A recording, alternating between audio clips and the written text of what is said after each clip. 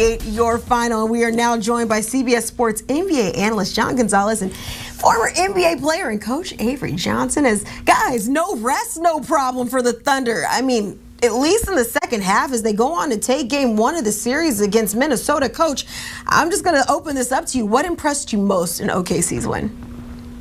Well, OKC won this game by not dominating the three-point line. I was really impressed with their defense, especially in the second half.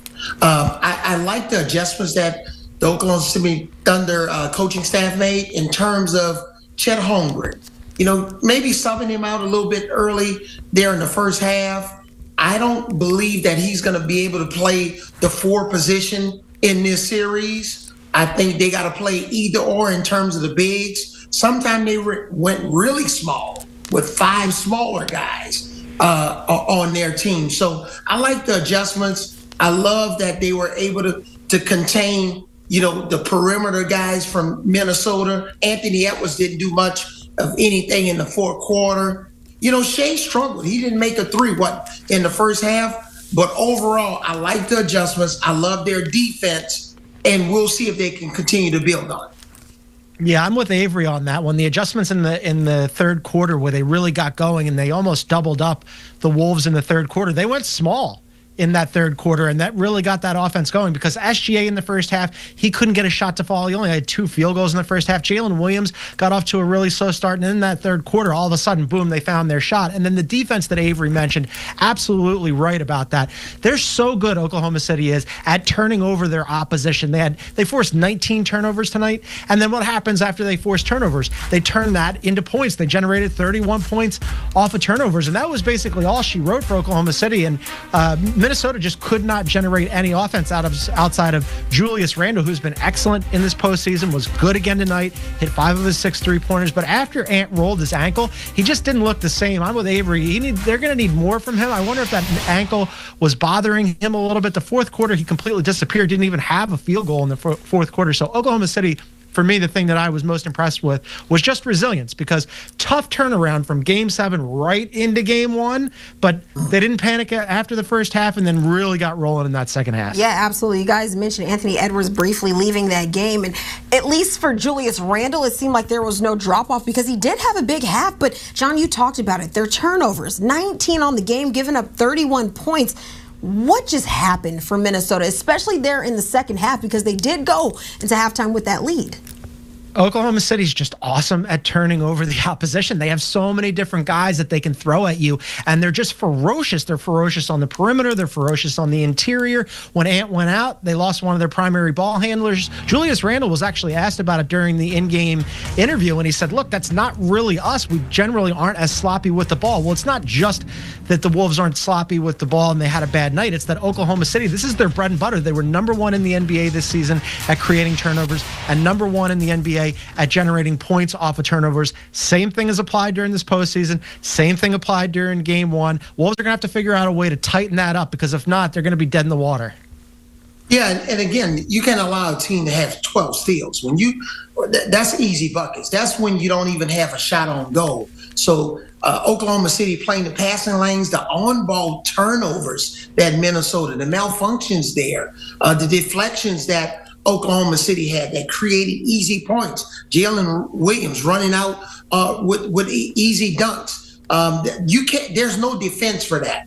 I used to tell my teams, look, I can help you score, but there's really no solution if you're going to have live ball turnovers that's going to turn into pick sixes, in which we saw tonight. Those pick sixes really cost the Minnesota Timberwolves. Absolutely. And Coach, now just knowing what we know about this Minnesota team, but also all of the valid points that you guys mentioned about how good this OKC team is, do you think Minnesota has enough to even challenge OKC and maybe sneak one on the road in Game 2?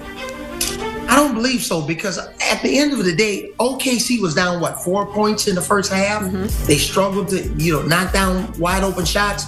They're going to play a much better game. Sure, Anthony Edwards is going to be, play at a different level, but I just think Shai Gilgeous-Alexander, the way he leads this team, they better try to get the ball out of his hands like they did in that 3 overtime game in that last game in Oklahoma when Minnesota won, despite the ineffectiveness of Anthony Edwards. But I see OKC really dominating again, protecting their home court. And this is why I got OKC winning in 6.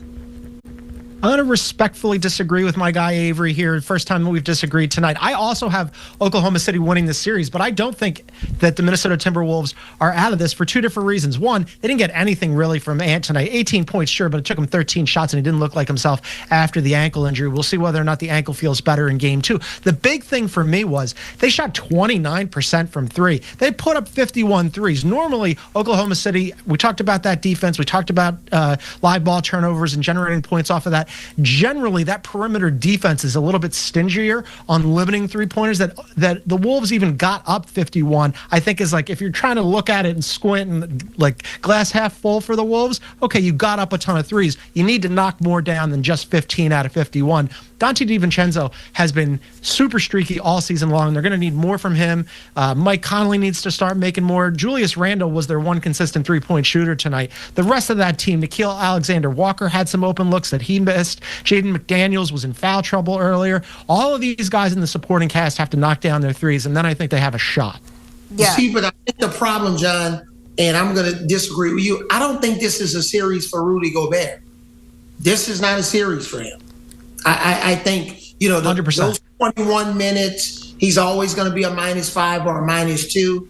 There's too many different mismatches. I've coached in the Western Conference Finals before and in the finals, and I'm telling you, it comes down to matchups. We can talk about team. There's no I in team, but there's an I in win.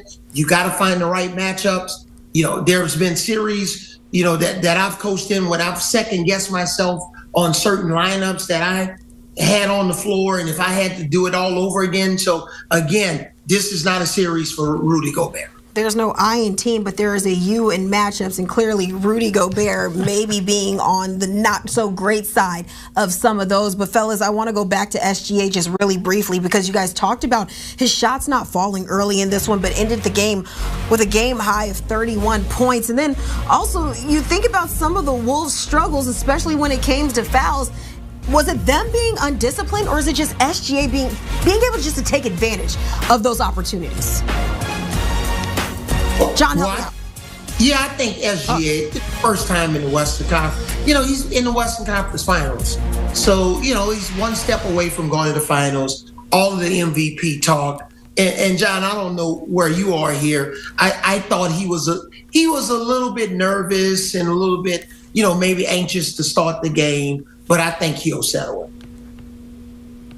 All right. Yeah, I thought SGA first half looked like he was a little, coming off of the Game 7 hangover a little bit. But also, Jaden McDaniels did a really good job on him early and got into foul trouble as a result of it. I thought Nickeil Alexander-Walker, his cousin, did a good job on him defensively to start. And then Ant, before the ankle injury, they were throwing everything they could at him. But the guy's an MVP candidate and the presumptive MVP for a reason. You can only hold him down for so long, and eventually he got untracked, and Oklahoma City took off. That third quarter especially, keep coming back to that. He was excellent in the second half, as was Jalen Williams, and that was it for Oklahoma City. Yeah, you can only hold him down so long, so how will they figure out a way, Minnesota, to hold him down in game 2? Yet to be seen. But as always, Avery, John, fellas, I appreciate that insight. Thank you. Mà bạn rẻ.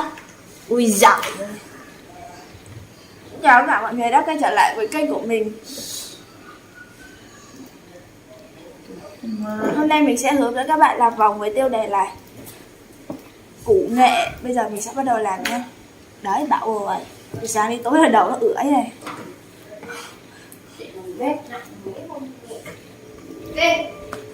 Quá thể bẩn. Tải máy này lên lâu.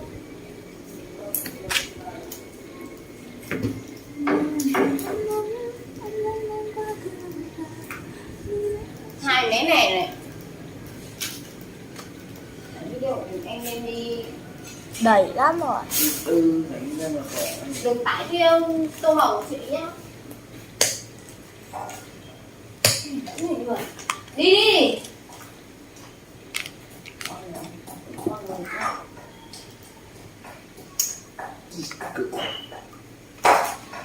Đầy mồm muốn gì kìa.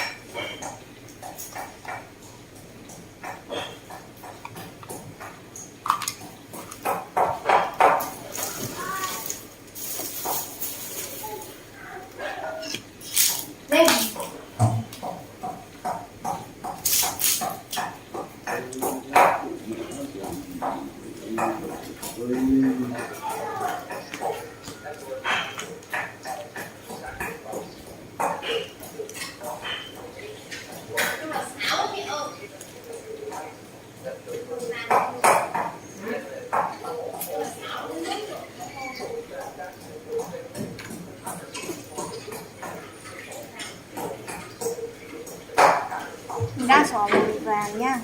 Màu trắng.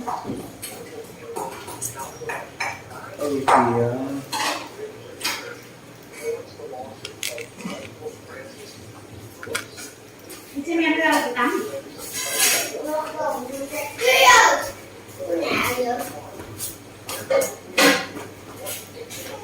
Cái bướm này thì con bướm ngựa vỏ.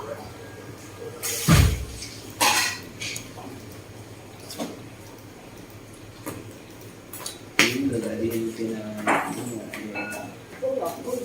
à đây giời ơi mày né được tao chó. Ôi giời ơi mày né thế nào được tao. Dễ quá thần tao sinh giỏi khác giỏi hơn cái này vỡn đấy mà sao mà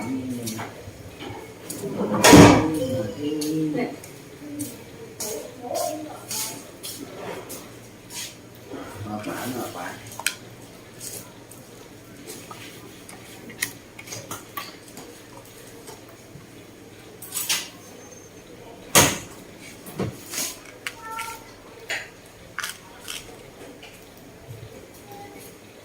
vừa mới đi làm đến làm có được là cái này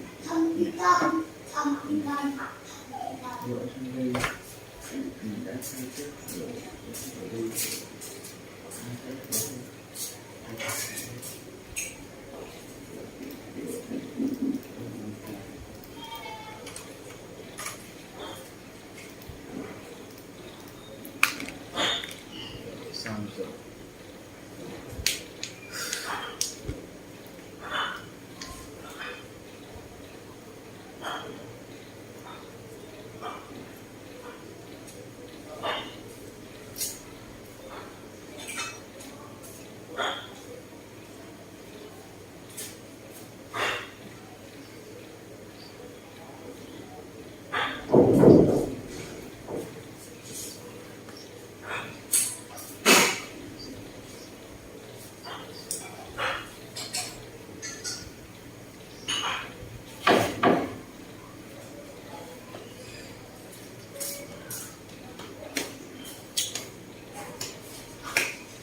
Chưa ta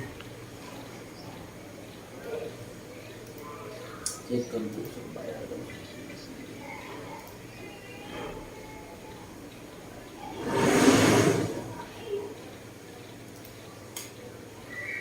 Ui ta nhắn tin với Vinh, Vinh nó còn không dép luôn cơ mà.